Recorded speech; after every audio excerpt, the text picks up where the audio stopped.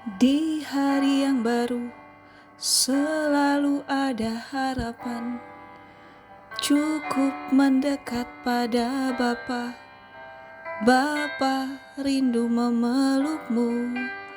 Perkataannya kekuatan. Mari kita cicipi roti hidup kebenarannya. Shalom semua. Tuhan Yesus baik untuk hidup kita. Saat ini saya ingin berbagi roti hidup yang Tuhan berkati kepada saya dari Mazmur 26 ayat 1. Dari Daud, berilah keadilan kepadaku ya Tuhan, sebab aku telah hidup dalam ketulusan. Kepada Tuhan aku percaya dengan tidak ragu-ragu. Amin. Jadi bisa diartikan ketika banyak ketidakadilan yang terjadi dalam hidup, daripada menghabiskan waktu, tenaga, bahkan menyiksa hati dengan menyalahkan, mempertanyakan kenapa bisa terjadi, apalagi sampai bersungut-sungut terus. Sangat sia-sia kan? Tapi dari firman ini Tuhan kasih clue, Tuhan kasih tips, yaitu kalau kita dengan tulus aja berserah penuh sama Tuhan, maka Dia pasti bertindak. Karena penghakiman teradil yaitu di tangan Tuhan.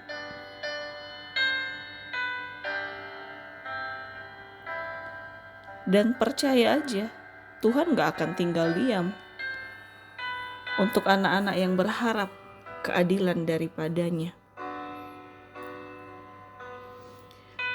Jadi sangat banyak dalam aspek hidup kita, dalam pekerjaan, dalam bersosial, dalam hal-hal rohani bisa, pelayanan, dalam hal usaha, bisnis, tender, bisa aja banyak manipulasi, bahkan merugikan kita. Apalagi kalau benar-benar pegang prinsip kebenaran, sangat suka banget dikucilkan atau dibuat benar-benar mundur teratur supaya nggak mengganggu hal-hal busuk yang dilakukan dalam komunitas pada umumnya demi tujuan keuntungan, ketamakan.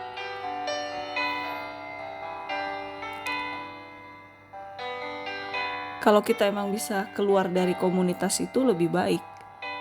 Tapi kalau kita memang harus tetap ada karena ya memang Tuhan tempatkan kita di situ, atau karena itu pekerjaan profesi kita, sekalipun banyak ketidakadilan yang kita lihat, dan kita juga gak bisa menentang banyak karena mungkin posisi kita lebih rendah secara strata jabatan atau strata penghasilan. Gak apa-apa, gak usah kita merasa tertekan berlebih atau menyesali kenapa kita ada di komunitas demikian, kenapa kita mengalami ketidakadilan, padahal kita anak Tuhan. Tapi di sini Tuhan ingatkan, dalam hal setidak enak apapun yang kita harus alami dan hadapi, ayo gak usah buang waktu mempertanyakan kenapa, atau menyesali, atau bahkan bersungut-sungut sama Tuhan, menyalahkan kenapa seolah Tuhan izinkan.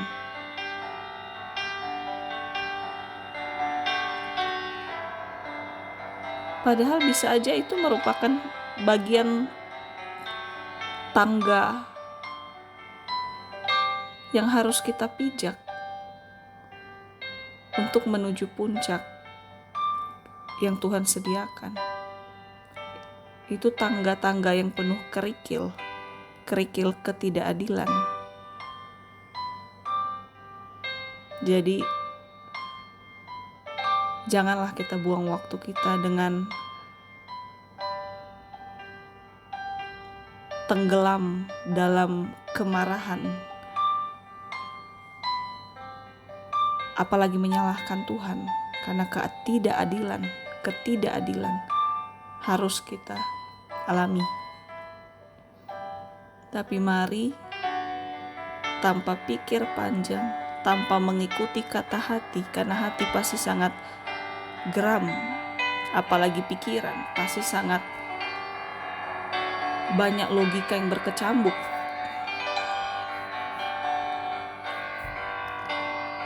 Tapi kembali lagi, di dalam Tuhan kita gak usah pakai pikiran, pakai logika, pakai perasaan, tapi komitmen. Sekalipun rasanya sedang terpuruk, rasanya sedang 1 juta pertanyaan sama Tuhan kenapa bisa terjadi, tapi tetap dalam ketertekanan pun karena hal-hal tidak adil yang kita alami, yang harus kita terima, ayo dengan tulus rendahkan hati, berharap aja sama Tuhan. Kita gak usah memindahkan isi pikiran kita supaya dipikirkan sama Tuhan bagaimana cara membalaskan ketidakadilan itu, atau seolah-olah mengajari Tuhan bagaimana cara menegur orang-orang yang berbuat gak adil. Gak usah, itu bagian Tuhan. Tuhan lebih pintar dari kita, otak kita dari Tuhan, jadi kita gak usah ngajari Tuhan. Sekalipun pikiran kita sangat-sangat menusuk kita, hati kita sangat-sangat menusuk kita karena ketidakadilan, karena hal-hal yang gak adil, yang bukan mungkin karena kesalahan kita, tapi sengaja diperlakukan demikian ke kita, sengaja dikucilkan, dibuat gak adil yang kita alami, kita terima. Tapi mari kita tutup pintu hati, tutup pintu pikiran, bahkan tutup pintu mulut kita untuk bertanya, menyesal dan bersungut-sungut. Langsung dengan tulus datang aja ke Bapa, berserah penuh. Dan ketika berserah, jangan pernah menyalahkan Tuhan, karena Tuhan gak pernah salah. Lebih baik berharap daripada menyalahkan Tuhan, karena menyalahkan Tuhan, bersungut-sungut, mempertanyakan ini itu, mempermasalahkan ini itu, makin menjauhkan mujizat atau janji firman-Nya kita alami. Karena gak ada satupun yang bisa menggerakkan mujizat atau kebenaran firman-Nya, janji-janji indahnya, janji-janji ajaibnya buat kita, selain dengan kita percaya, selain dengan iman. Itu aja. Air mata, apalagi sungut-sungut, apalagi membanggakan diri karena seolah tidak layak diperlakukan gak adil, itu makin menjauhkan janji kemenangan yang seharusnya kita terima, janji pemulihan yang seharusnya kita terima, janji jawaban doa yang seharusnya kita terima.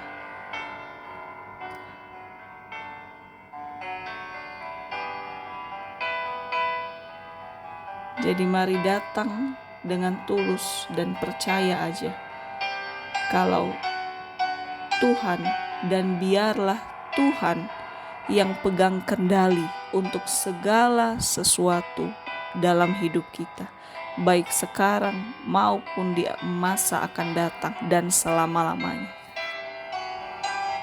Karena Tuhan yang tahu yang terbaik, dan Tuhan yang bisa membalaskan atas ketidakadilan yang kita alami.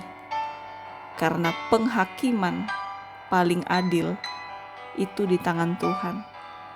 Jadi kenapa kita harus gundah gulana? Kenapa kita harus galau? Kenapa kita harus susah tidur, susah makan?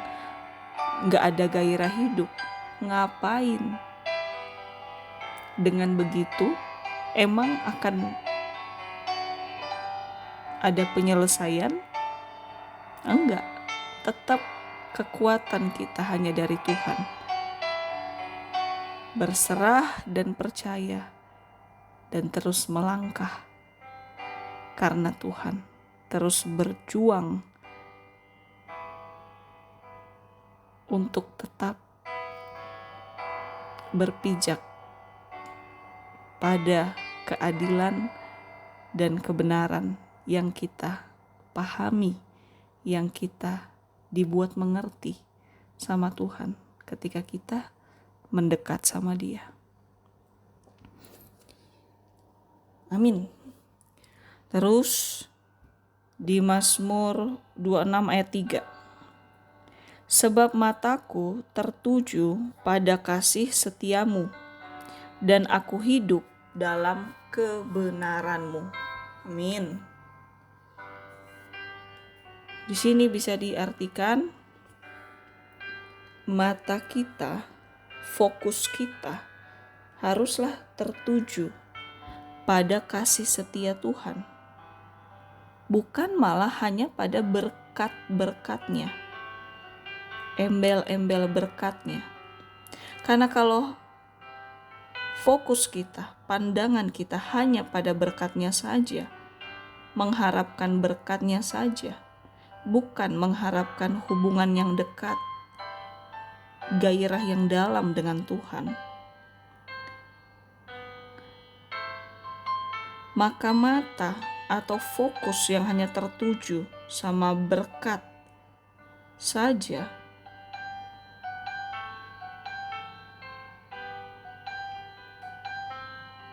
akan mengakibatkan kualitas hati kita tidak merasa butuh untuk menghidupi firman, tidak berasa butuh untuk menggali firman, tidak merasa butuh untuk mendengarkan firman mengatur hidup kita.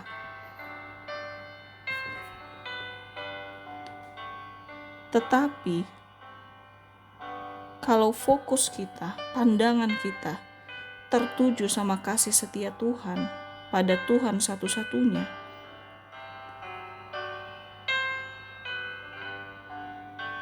maka dengan alamiah kita akan dimampukan oleh kekuatan Tuhan, dimampukan dengan tulus untuk mau berserah penuh, untuk mau dikendalikan, untuk mau dimurnikan, diarahkan oleh kebenaran firman, atau meneladani kebenaran firman, bahkan memegang prinsip kebenaran firman sehari-hari dalam hidup kita.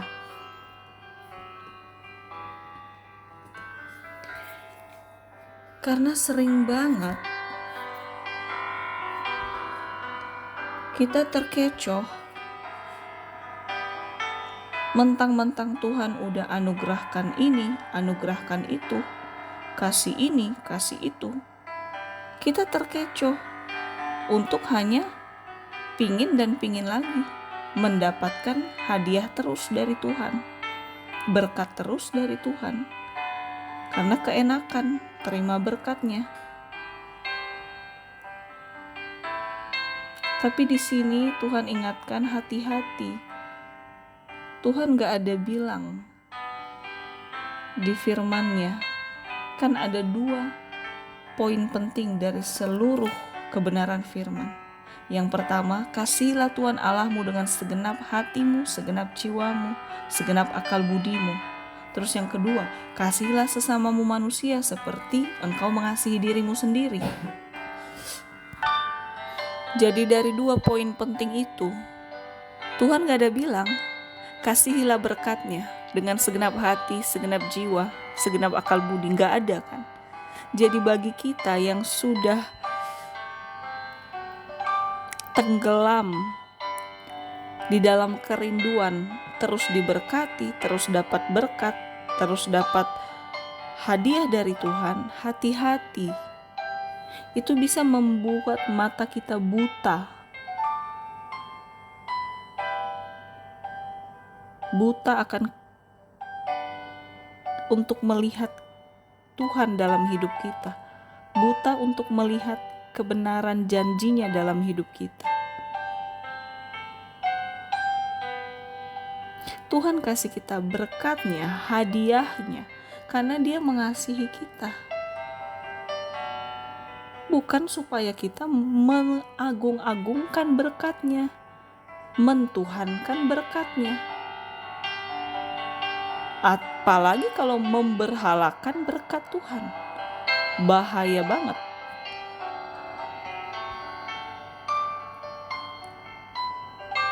Jadi di sini benar-benar kita semua ditegur.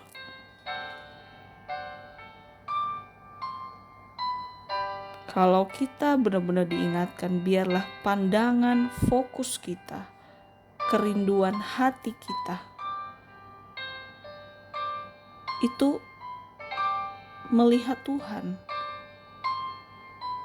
merenungkan firman-Nya, memahami maksud kebenarannya, bahkan melakukan kebenaran firman-Nya.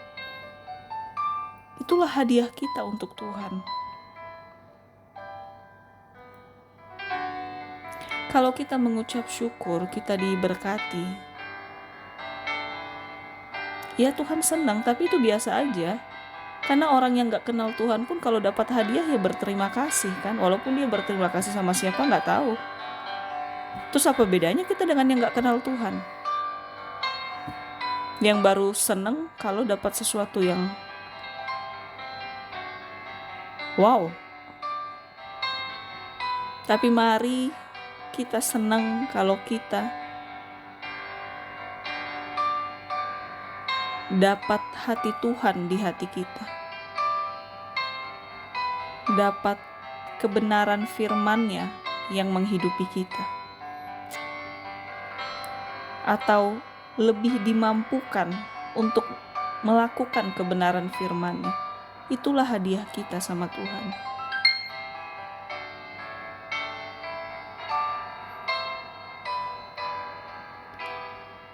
Tuhan gak lebih rendah dari semua berkat-Nya. Berkat sefantastis apapun, semiliar, setriliun, sekebon, sehektar, seapalah semua. Sekilo emas, segram-gram emas, tanah, berlian, deposito, atau investasi besar apapun, itu semua kalau kita peroleh dengan halal tentunya, yaitu bagian dari berkat-Nya. Cuma jangan kita hanya mendekati Tuhan demi dapat berkat-Nya. Munafik banget. Jadi ayo kita bisa tarik garis jelas. Kalau Tuhanlah fokus utama kita dan perkataannya, itulah yang menjadi rambu-rambu hidup untuk hidup kita. Firman-Nya, kebenarannya itu rambu-rambu, ibarat rambu-rambu lalu lintas yang membuat gak terjadi kecelakaan atau tabrakan beruntun. Ya supaya kita gak kecelakaan ke depannya, nabrak sana sini. Kalau gak ada rambu-rambu takut akan Tuhan dalam hidup kita, rambu-rambu kebenaran yang menghidupi kita. Please, Tuhan lebih berharga dari berkat terbesar, termewah, apapun. Jangan merendahkan Tuhan hanya karena berkat. Jangan mencari Tuhan hanya karena berkat juga. Tapi karena Dia terlebih dahulu mengasihi kita. Bahkan ketika pun hati kita serasa biasa-biasa aja, karena kondisi lagi aman-aman aja, sekalipun serasa tidak sedang sangat merindukan di dalam Tuhan, tetap komitmen datang di dalam Tuhan. Kasih aja hati kita yang lagi dingin kayak, yang lagi setengah-setengah kayak sama Tuhan, yang lagi gak karuan kayak, pikiran kita yang lagi melayang-layang kayak, hati kita yang lagi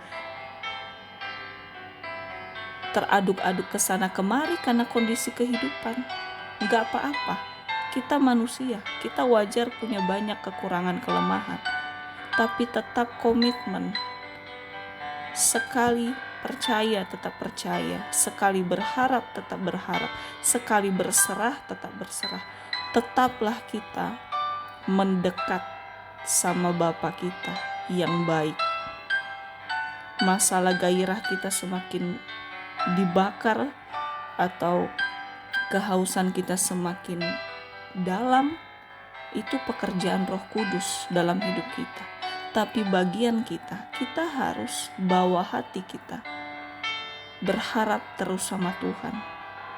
Sekalipun kita lagi gak punya harapan pergumulan yang wow, tetap bawa hati kita berharap sama Tuhan.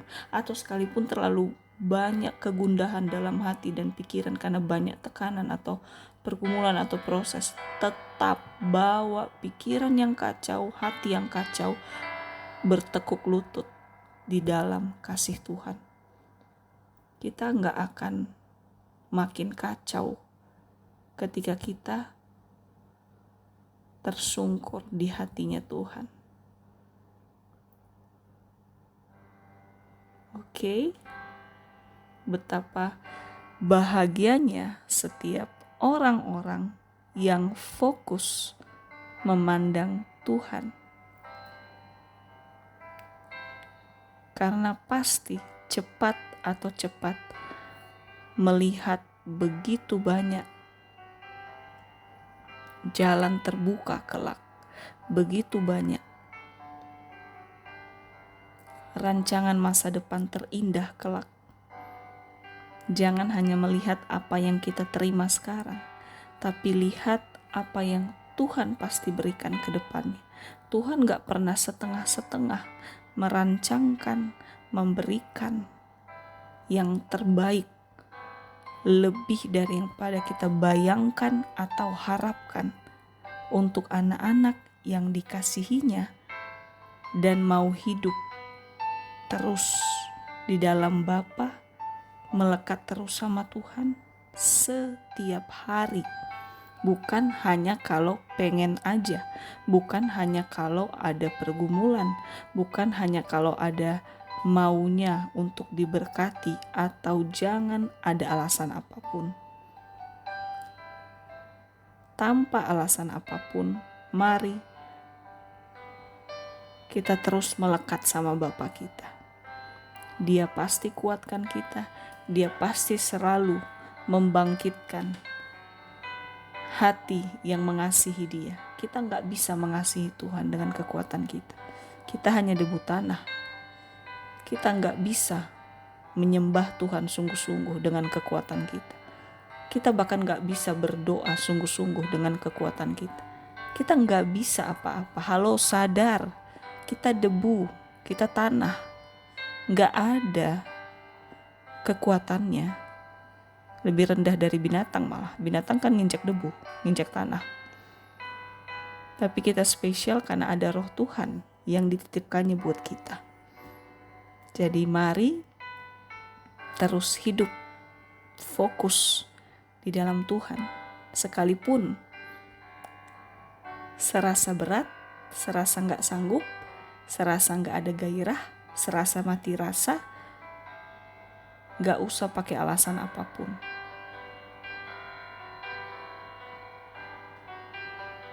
Seperti Bapa menerima dengan tangan terbuka si bungsu yang datang. Ketika datang kan anaknya si bungsu, dia gak nanya, bener-bener gak bertobat, bener-bener gak hatimu 100% sama aku, bener-bener gak kamu sadar diri akhirnya. Awalnya meminta warisan, terus hambur-hamburin. Ketika anak-anak yang dia ciptakan datang, Tuhan buka tangan lebar-lebar. Dia gak akan mempertanyakan, pikiran kita udah kudus gak? Hati kita udah kudus gak? Tangan kita udah bersih gak dari dosa? Tubuh kita udah bersih gak dari dosa? Dia gak akan tanya itu. Dia hanya mau kita datang aja.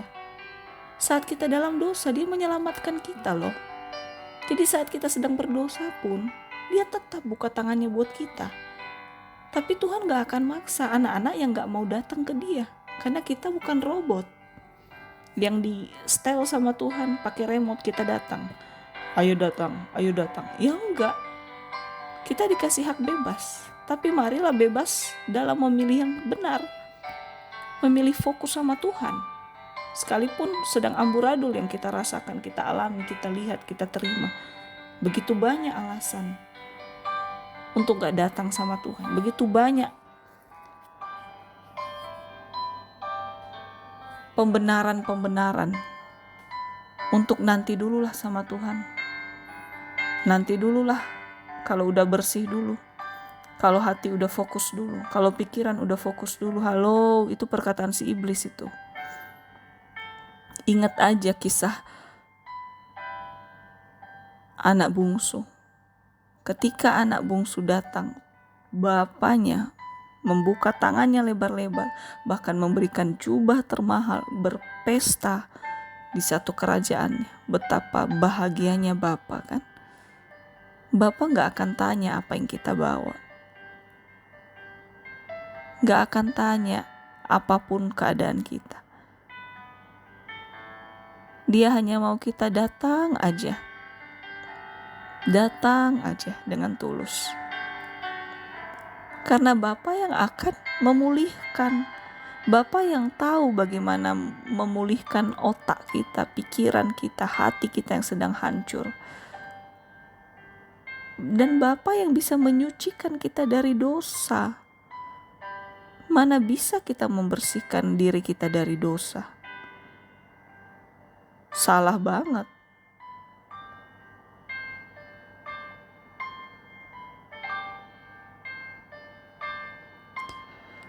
Wow, Tuhan mau hati kita. Mari kita terus serahkan hati dan fokus kita untuk Bapa kita yang baik. Amin. Terus di Mazmur 26 ayat 4-5. Aku tidak duduk dengan penipu dan dengan orang. Aku benci kepada perkumpulan orang yang berbuat jahat. Dan dengan orang fasik aku tidak duduk.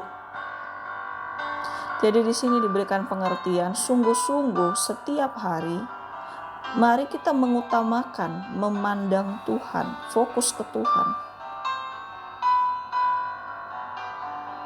Maka Tuhan akan berkarya dalam hidup kita, memampukan kita untuk gak jatuh dalam pergaulan yang salah, pergaulan yang menyesatkan. Bahkan kita diberi kepekaan untuk gak bergaul atau nyaman di dalam komunitas yang tindakan-tindakannya menyedihkan hati Tuhan pada akhirnya. Tuhan yang memampukan kita, bukan diri kita. Sekali lagi, kita gak ada kekuatan dengan daging kita, dengan otak kita, bahkan dengan perasaan kita. Gak ada kekuatan, gak ada kepekaan. Tapi kalau kita tetap berserah penuh, mengawali hari kita, berserah penuh di dalam Tuhan, pasti Roh Kudusnya akan terus berjuang supaya kita gak dibodohkan sama pergaulan-pergaulan buruk. Sekalipun itu membuat eksis, terkenal, atau semacam simbiosis mutualisme, saling menguntungkan. Tapi kalau itu melanggar kebenaran, kalau itu menyedihkan hati Tuhan, kita gak akan mau. Kita gak akan mampu membuat Tuhan sedih. Kalau kita udah lebih dulu izinkan Tuhan yang pegang kendali dalam pergaulan kita. Dengan banyaknya keperluan hidup, dengan banyaknya tekanan hidup, sebanyak itu juga godaan untuk membuat kita kompromi dengan kebenaran, untuk kita melogikakan layak kok melakukan sedikit-sedikit yang melanggar firman demi bisa bertahan hidup, demi bisa menikmati hal-hal yang enak seperti orang-orang yang bahkan gak kenal Tuhan. Terlalu banyak alasan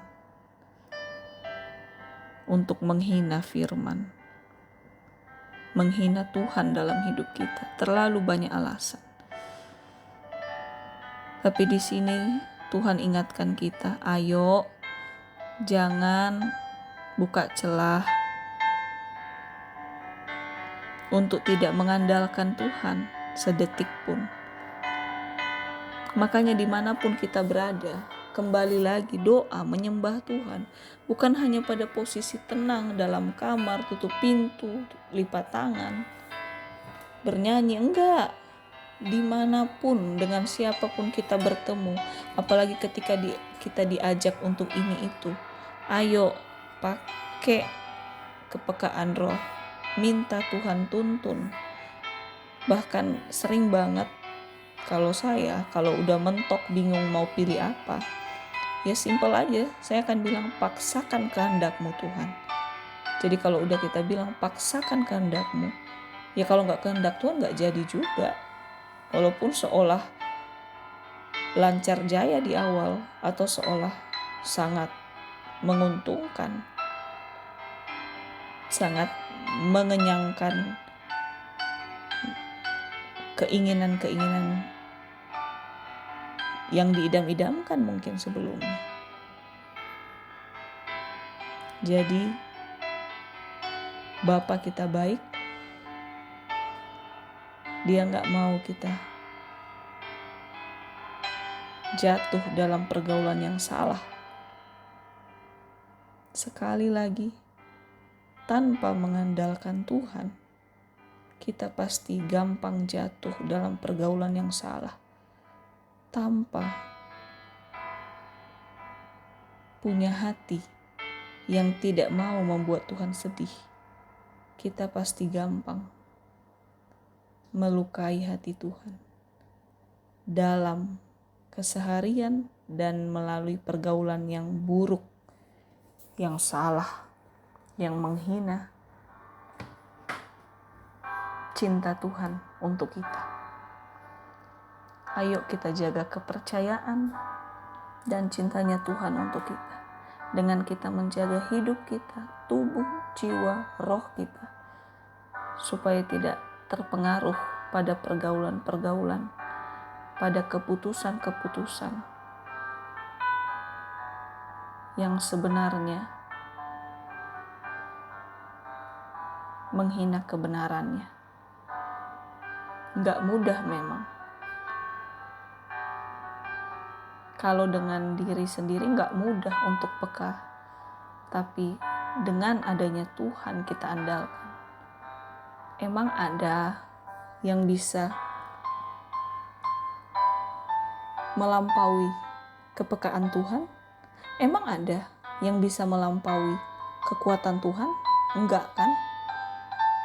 Jadi sebesar apapun pengaruh pergaulan yang ingin menjebak kita, yang ingin menjerumuskan kita, seolah pelan tapi pasti, tapi tetap kalau kita benar-benar andalkan Tuhan, cari Tuhan lebih dulu, minta pertolongan Tuhan lebih dulu, semua pengaruh kesesatan, pergaulan yang salah, Tuhan kasih kita petunjuk dan Tuhan jauhkan kita dari itu. Makanya jangan terjebak, jangan seolah karena kita kondisi baik-baik saja, jangan pernah merasa gak butuh Tuhan sungguh-sungguh. Karena kita gak tahu, jebakan itu sudah ada depan mata, bukan nanti. Tetap iblis seperti singa yang mengaum-ngaum. Artinya gak berhenti untuk mau menyerang kita. Jadi kita jangan lengah, jangan merasa udah aman. Kita gak usah sungguh-sungguh mengandalkan Tuhan, sungguh-sungguh minta hikmat Tuhan, sungguh-sungguh menyerahkan perlindungan hidup kita sama Tuhan. Jangan. Karena sekali kita merasa gak sungguh-sungguh butuh Tuhan, berjuta-juta kali serangan, godaan, tekanan dari dunia, dari si iblis menerkam kita seketika. Jadi makanya sering banget anak-anak Tuhan babak belur. Karena gak pakai senjata kekuatan Tuhan dalam menjalani hidup. Padahal si iblis saja pakai senjata taringnya, mengaum-ngaum. Mengaum-ngaum biasanya kan udah mau nerkam, udah pakai taringnya, udah mau mencabik-cabik kita. Jadi kita juga harus pakai senjata dalam hidup ini. Bukan maksudnya pakai jimat, enggak. Senjata firman, senjata takut akan Tuhan, dan pakai Tuhan sendiri di hidup kita.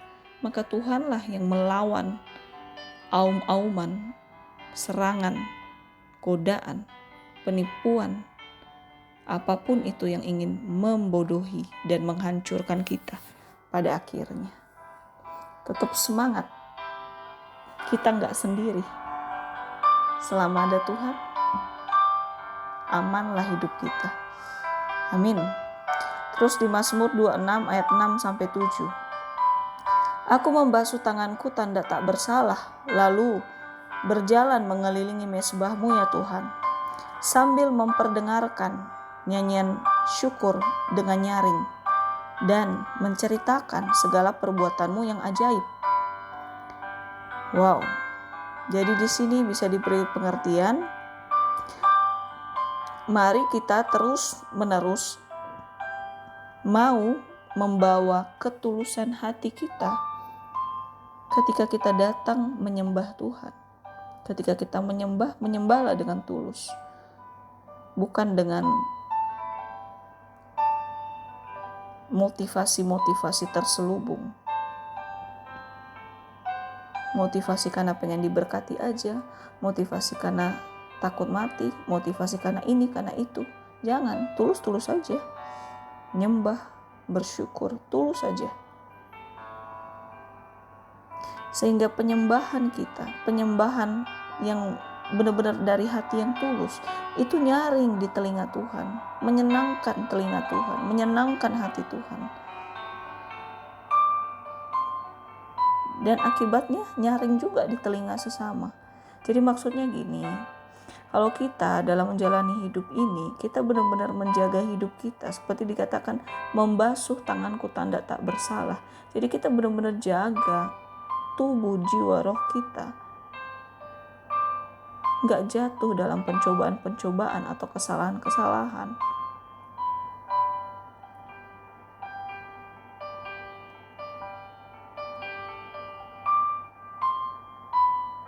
Itulah awal yang menyenangkan hati Tuhan.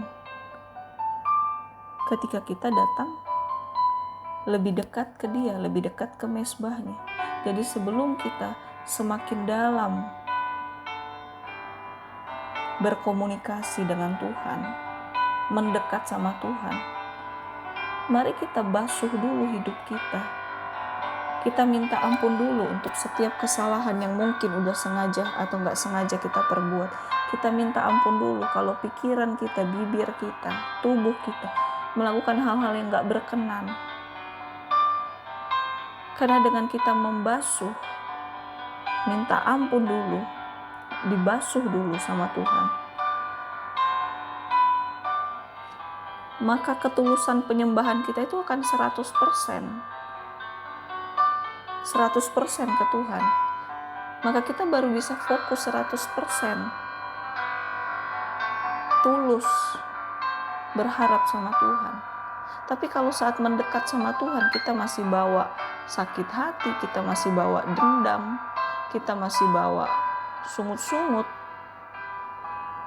ya Tuhan emang tetap terima kita. Tuhan emang mau pulihkan kita. Tapi penyembahan kita, hubungan gak akan benar-benar langgeng ibaratnya. Karena masih ada kerikil-kerikil yang dibawa.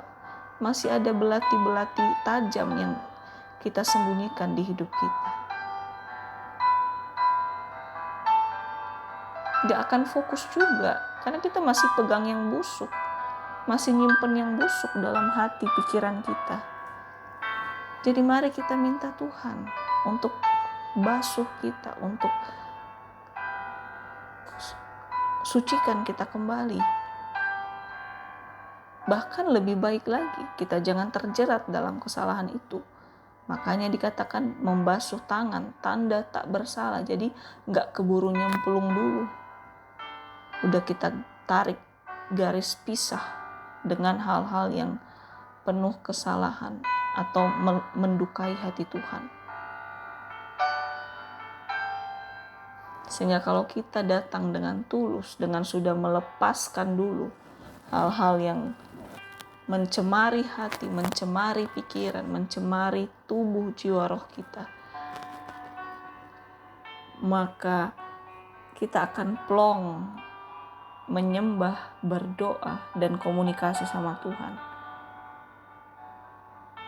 Sehingga ucapan syukur kita itu akan menyenangkan hati Tuhan. Karena gak bisa orang yang masih dendam, orang yang masih penuh kebencian,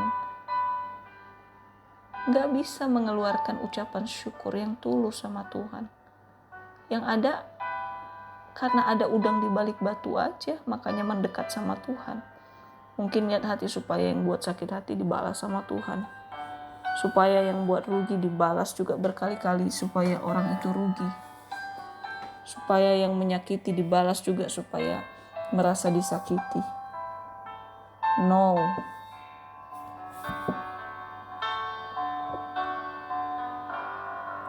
Itu sama aja kita jadikan Tuhan sebagai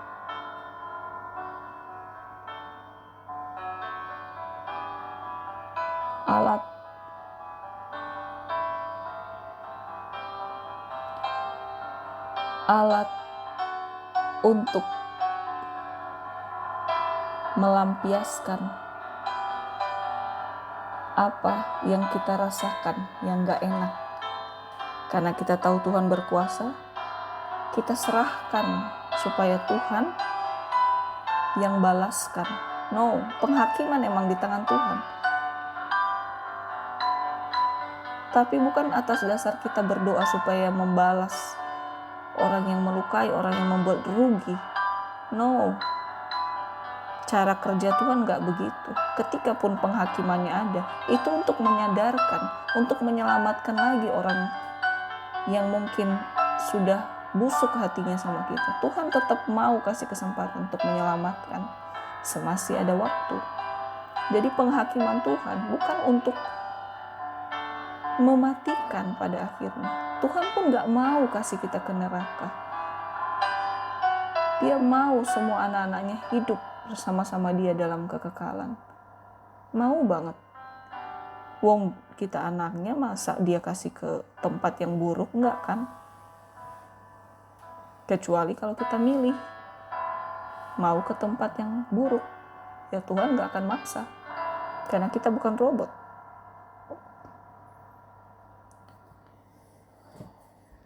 Wow, jadi mari terus melekat, bersyukur dengan hati yang tulus tanpa membawa segala hal-hal yang merusak hubungan ketulusan kita dengan Tuhan. membawa dendam, membawa sakit hati, membawa sungut-sungut, membawa pikiran busuk, atau apapun itu. Kalau kita nggak sanggup membasuh, minta Tuhan untuk bantu kita membasuh itu dengan kekuatan, supaya hubungan, komunikasi, keeratan kita menikmati Tuhan itu benar-benar sehat, nggak setengah-setengah, apalagi hubungan yang sakit, karena kita bawa hal-hal yang masih belum beres dulu. Amin. Sehingga hubungan yang sehat dengan Tuhan akan dapat terlihat juga melalui hidup kita sehari-hari. Ya, kita dimampukan lebih tenang, lebih sabar, lebih waspada, lebih mawas diri, lebih menghargai orang. Itu Tuhan mampukan kita. Kita gak mampu sebenarnya. Karena intinya manusia itu egois sebenarnya. Tapi kalau kita izinkan Tuhan terus menuntun kita, Tuhan yang mampukan kita untuk menghasilkan buah-buah rohnya Tuhan. Bukan dengan kekuatan kita. Buah roh ya berarti hasil dari roh Tuhan di dalam kita. Makanya bisa muncul kesabaran, pengendalian diri, dan sebagainya. Dan itu sepanjang waktu kita terus gali hubungan yang sehat sama Tuhan, supaya roh yang keluar, roh yang benar, roh Allah, buah rohnya Tuhan, buah sifatnya Tuhan, bukan buah rohnya iblis, buah sifatnya iblis, kedengkian, iri hati, membalas dendam, pikiran busuk, dan sebagainya yang bukan dari surga. Amin. Mari kita pilih mau memiliki sifatnya Tuhan di kehidupan kita sehari-hari, supaya cepat atau cepat, kelak, pelan tapi pasti, orang sekitar kita mencicipi buah sifatnya Tuhan yang nyata melalui hidup kita. Amin.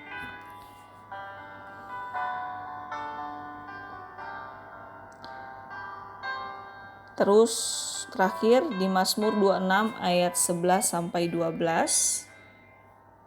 Tetapi aku ini hidup dalam ketulusan, bebaskanlah aku dan kasihanilah aku. Kakiku berdiri di tanah yang rata. Aku mau memuji Tuhan dalam jemaah. Wow. Jadi di sini diberikan pengertian, tiap orang, tiap pribadi, tiap manusia, tiap kita punya jatah atau waktu masing-masing saat memang harus dalam proses atau dalam pergumulan. Tapi apapun itulah, bagian kita terus komitmen aja, terus pegang prinsip aja, berharap aja sama Tuhan. Izinkan hati kita, roh kita tetap memuji Tuhan dalam keadaan apapun. Jangan tunggu kita happy dulu baru kita bersyukur sama Tuhan.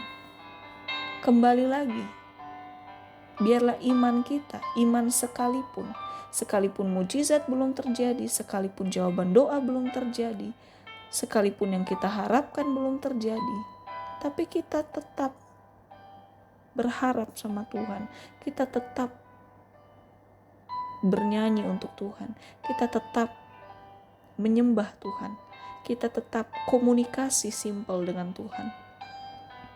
Karena Dialah Bapa kita, segala sumber dalam hidup kita. Dialah sukacita kita, Dialah kemenangan kita. Gak ada salahnya kita datang supaya kita bisa lepas dari berbagai proses atau tekanan, supaya Tuhan mampukan kita. Gak ada salahnya. Tapi kembali lagi, Komitmen adalah komitmen. Sekalipun pikiran lagi kacau balau, hati lagi kacau balau, semuanya lagi gak enak, atau lagi kondisi gak fit secara jasmani, tetap berharap sama Tuhan. Titik, gak ada koma. Karena kepada siapa lagi kita berharap selain sama Tuhan? Bahkan di sini dikatakan, aku mau memuji Tuhan dalam jemaah. Jadi ketika kita dalam proses atau tekanan, kita gak usah berkoar-koar. Waduh, aku lagi mengalami ini, aku lagi mengalami itu. Doakan aku ya. Kasihani aku ya. Halo. Kita malah bisa dicibir yang ada. Tapi kalau kita tetap tenang, tetap mengucap syukur, tetap melakukan apa yang baik yang bisa kita lakukan dan mengandalkan Tuhan, cepat orang-orang di sekitar kita akan lihat itu karena ada Tuhan loh di hidupnya. Makanya dia tetap tenang. Padahal tekanan masalah yang dia hadapi itu gak mudah. Atau padahal orangnya lagi ada pergumulan, tapi dia tetap tenang, dia tetap menjaga hidupnya baik, dia tetap mengandalkan Tuhan. Bahkan tetap melakukan apa yang Tuhan mau. Disitulah Tuhan dilihat dari hidup kita. Kita gak usah berkoar-koar kita cinta Tuhan. Kita gak usah berkoar-koar kita doa berapa jam, kita baca firman berapa banyak. Gak usah. Itu gak akan membuat Tuhan dimuliakan juga. Bukan dengan ucapan Tuhan dimuliakan atau dilirik pada akhirnya, tapi dari sikap hidup kita, dari sifat Tuhan yang kelihatan melalui sifat kita. Biarlah sifat-sifat Tuhan terlihat melalui sifat kita. Memang selalu butuh proses, tapi jangan berhenti di dalam proses. Tetap kita nikmati proses, karena ketika di surga pun kelak hanya sifat-sifatnya Tuhan yang diterima. Sifat dunia, sifat si iblis apalagi, ditolak di surga. Hello. Mari terus bersyukur. Kita punya Allah yang hebat. Kita punya Allah yang dahsyat. Terus mendekat kepadanya. Gak peduli hati lagi gimana. Tetap semangat. Tuhan Yesus memberkati kita semua. Haleluya. Amin.